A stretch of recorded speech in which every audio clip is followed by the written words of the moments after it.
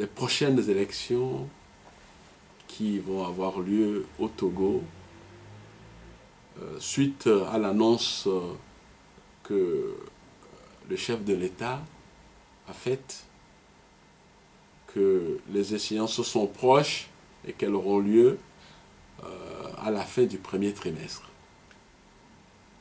C'est vrai, nous nous sommes arrêtés sur ces questions électorales avec tout le cortège de tohu-bohu que cela soulève toutes les semaines, quand on sait que très prochainement, dans les jours qui vont venir, le collectif Sauvons le Togo a dans son agenda prévu 3 jours de manifestations fortes, relevées.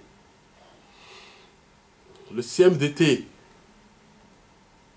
dit que tout ce qui va dans le sens de l'évolution du peuple togolais et du Togo, oui, le CMDT est en accord.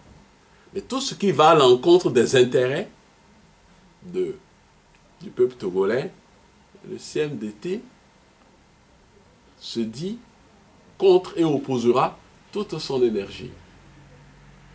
Pourquoi? Parce que le Conseil mondial de la diaspora togolaise né à Bonn a comme leitmotiv le trépied que vous connaissez, l'état de droit d'abord,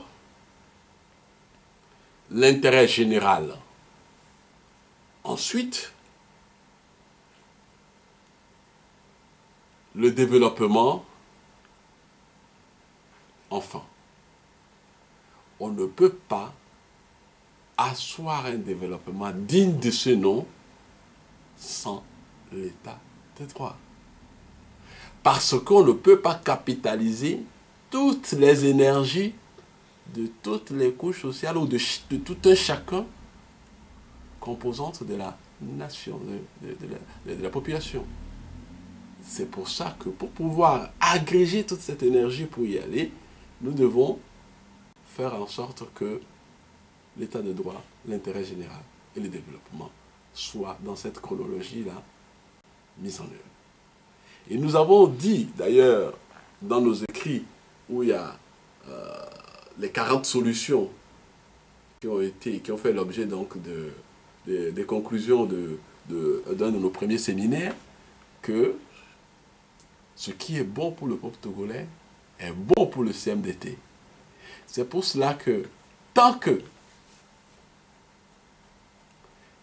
les pouvoirs publics ne mettront pas tout en œuvre pour qu'il y ait un consensus sur les questions électorales, nous allons laisser le Togo toujours en état de crise perpétuelle, et ce qui ne pourra favoriser jamais le développement.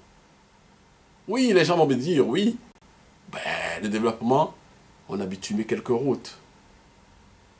On a blanchi quelques domiciles au bord de la lagune ou je ne sais où. Oui, mais un développement digne de ce nom prend en compte la création de richesses, la réduction de la pauvreté et toutes les conditions qu'on peut créer pour que, même de l'extérieur, les gens puissent investir à l'intérieur.